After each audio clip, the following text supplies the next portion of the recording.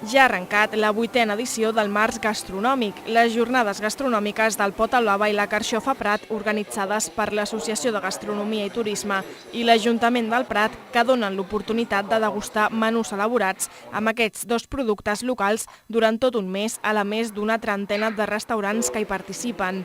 Precisament les novetats d'aquesta edició són l'ampliació en nombre de participants i en territori. Respecte al 2016, els restaurants participants s'han augmentat de 20 a 32. A més, als municipis del Prat, Molins de Rei, Gavà, Sant Joan d'Espí, Sant Boi de Llobregat, l'Hospitalet de Llobregat, Sant Just d'Esvern i Sant Vicenç dels Horts se suma per primera vegada Barcelona amb el restaurant i la taverna Hoffman.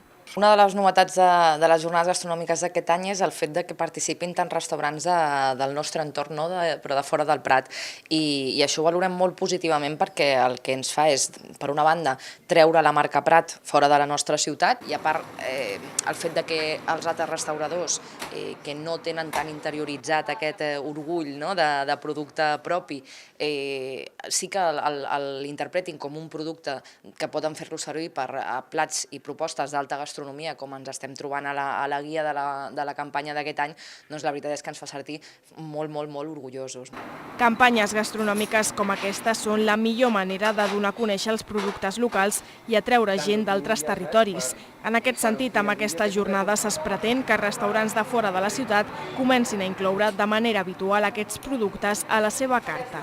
Les jornades gastronòmiques són una excusa perquè restaurants de manera fixa i habitual comencin a incloure la carxofa Prat, el Pota Blava i la resta de productes. Al final desenganyem-nos, és un objectiu que és intrínsec. Al final l'AGT és una entitat que es dedica a defensar el consum dels productes del parc agrari i la millor manera de fer-ho, evidentment, és aquesta, que els restaurants el comencin per consumir. Realment, al final, els xefs el que volen són productes de qualitat, productes que els donin molt de joc i amb el que puguin fer moltes coses. I el Pota Blava, per un cantó, i la carxofa Prat ho són i a sobre són molt versàtils a la cuina, donen la possibilitat de fer moltíssimes coses. Dos productes estrella, la carxofa Prat i el Pota Blava, que es presenten de diverses maneres en una gran varietat de menús que recullen des de plats més tradicionals a altres innovadors. Fem un aperitiu que és un cruixent de Pota Blava, és el rostit normal i després el fem amb pasta filo. Després fem el 3 vegades carxofa.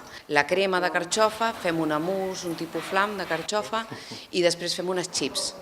Llavors posem una sal de pimentó que li dona una miqueta més d'alegria. Després tenim el saltat de calçots, de carxofa, botifarra del perol i llagostins. I em porta una salseta de soja i sèsam. I ja per acabar fem el Pota Blava rostit i llavors posem un praliner de pinyons. Aquest any el que hem fet és d'aperitiu uns xips de patates amb una salsa sobrassada que té una miqueta d'un toc picant.